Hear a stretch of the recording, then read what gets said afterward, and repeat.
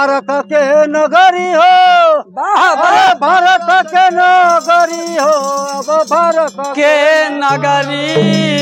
अरे तो फैशन गईल सब बदल, भारत के नगरी सब बदलो, भारत के नगरी।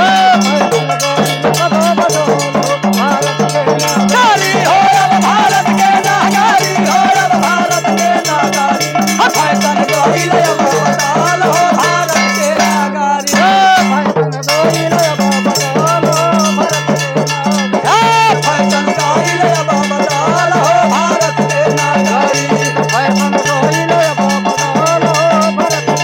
नारी हो अब भारत के नगरी, हो अब भारत के नगरी। फैशन गईल अब बदलो, भारत के नगरी।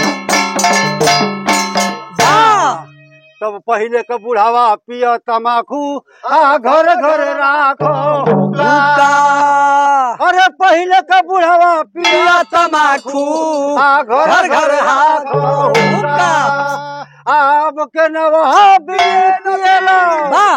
अरे मुहे लगावलू का तले के पाकिट में बंदी भारत के नगर लेके पाकिट में बंदिया हो भारत के नगरी। हरी हो अब भारत के नगरी, हो अब भारत के नगरी।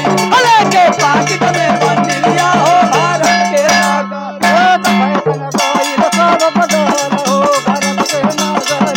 फैशन गईल सब बदल हो भारत के नगरी, हो अब भारत के नगरी, हो अब भारत के नगरी। फैशन गईल अब बदल हो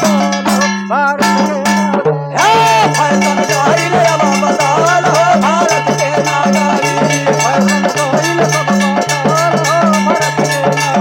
हो अब भारत के नगरी, हो अब भारत के नगरी।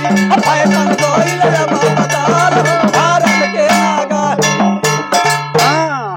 अरे तो पहले का बुढ़िया पेना चुनरिया वाह। जरबन से अटकाई पहले का बुढ़िया पेन्हा चुनरिया जरबन से टकराई।